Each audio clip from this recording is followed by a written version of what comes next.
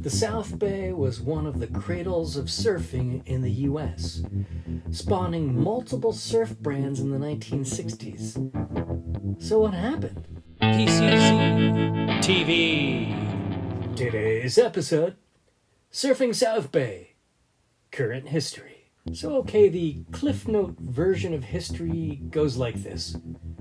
Surfing overall was super niche pre-World War II, blew up in the 60s, constricted in the 70s, got rocked by and now pretty much has hit a steady growth state. Well, why? Because it still possesses a very strong image. Surf has now spawned a whole range of products, especially apparel, but also things like sunscreen and surf wax and wetsuits, etc., that appeals to both surfers and non-surfers alike.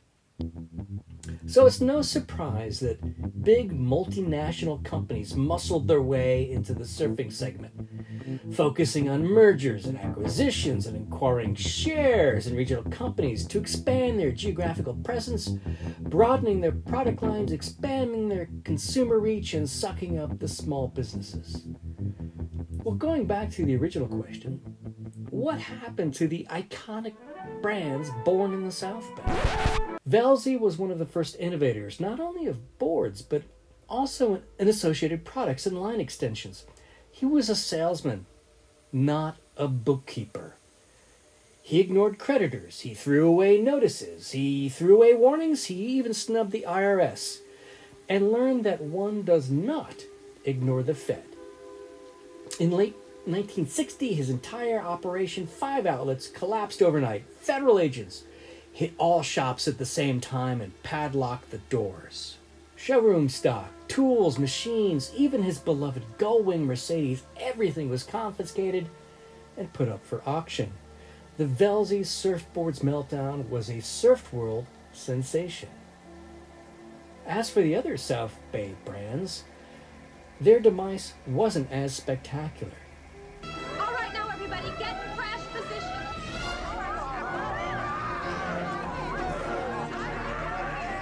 Rather, it was more sort of a slow death spiral.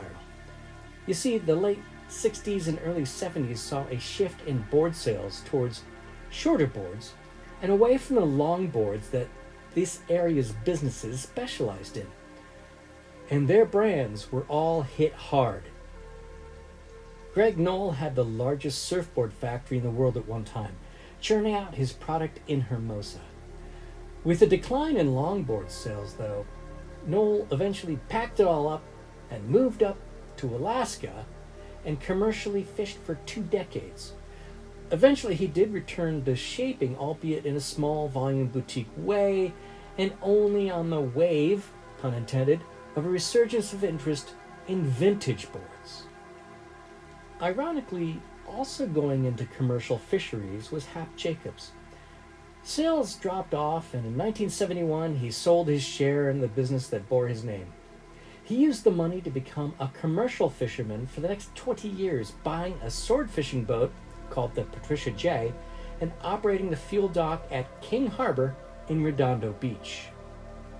And also, in a strange twist of fate, Dewey Weber also went fishing. Although Weber remained in the surf business, it eventually shrank to just one shop. So he built a sword fishing boat and spent much of his time on the sea.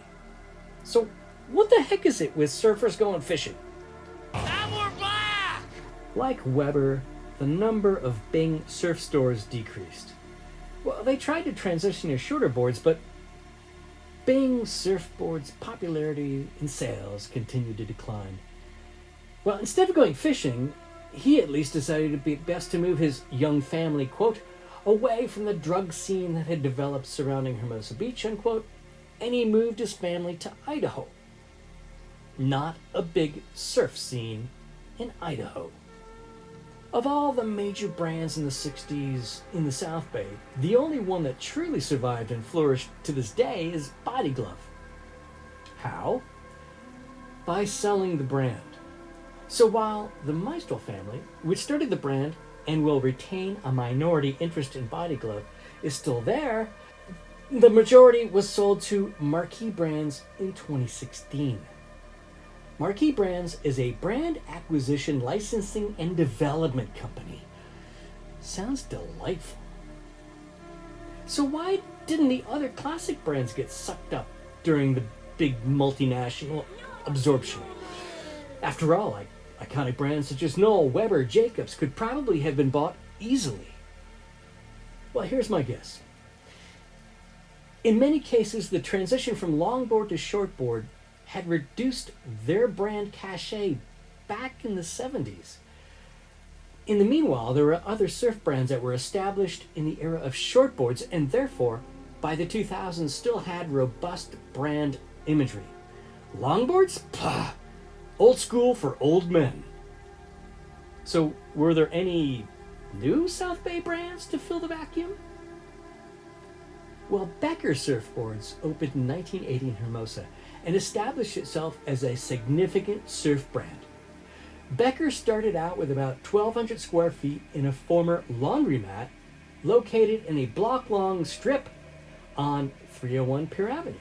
Now, as the business grew, he absorbed the extra real estate next door and continued to expand until Becker occupied around 6,500 feet across all the buildings in the block.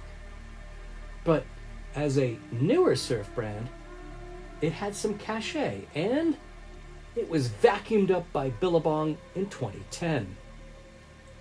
Now, as we'll discuss later, Billabong and its family of brands had issues since then, and alas, the Becker store is closed and is no more. And now for something completely different.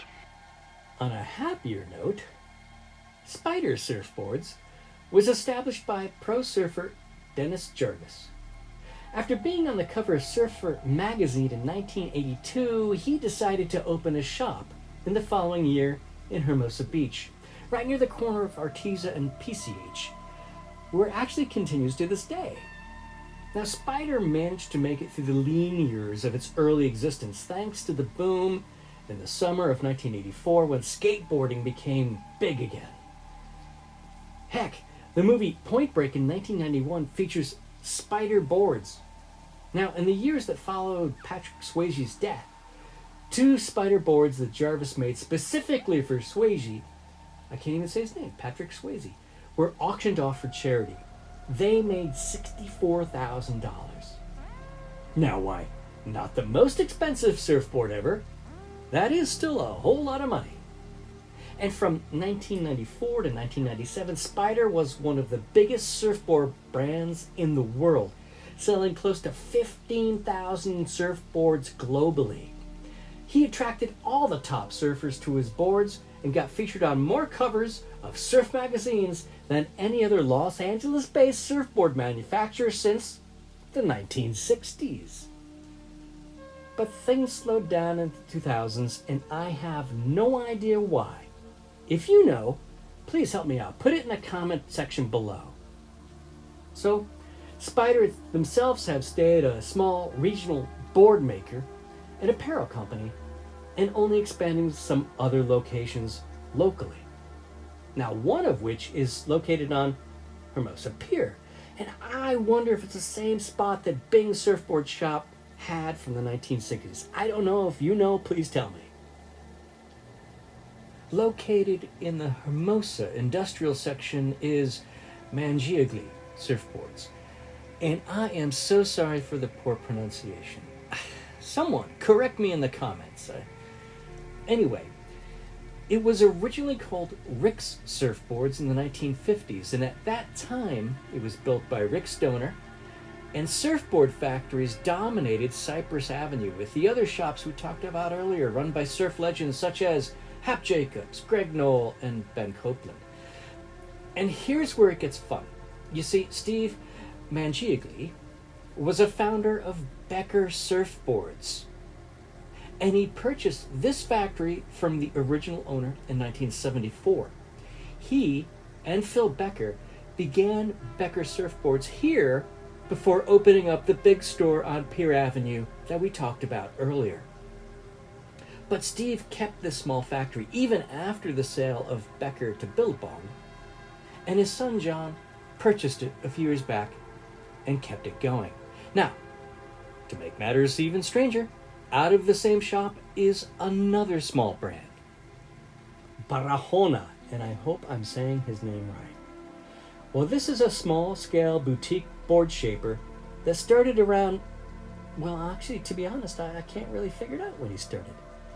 But the Barahona family have worked for the likes of Hap Jacobs and Phil Becker, so they do continue on the traditional of South Bay shaping, albeit in very small volume.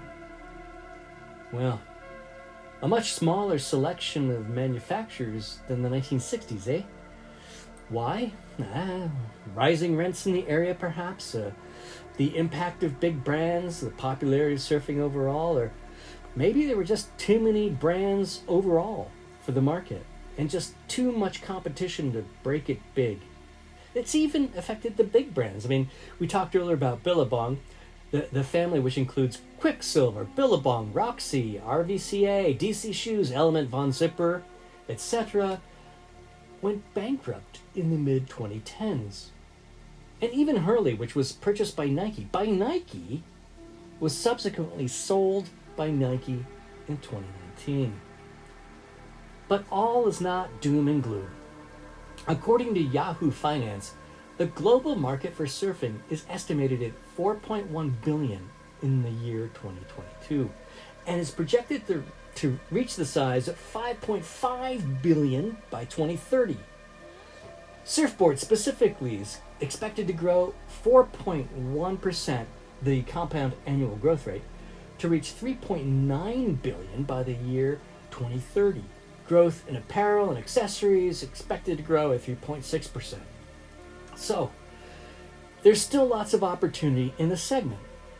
And the other thing you learn is that small and medium-sized local firms compete against the big multinationals by having a better grip on the regional markets and by offering limited selection of products which are tailored for the locals' needs. So there you are. What does the future look like? I don't know. I wonder if any of the new South Bay brands will be able to catch the wave and ride to the big time, or get absorbed by the larger behemoths, or just continue in their local ways. Who knows? If you've been watching this far, I thank you. Bye. Transfer complete.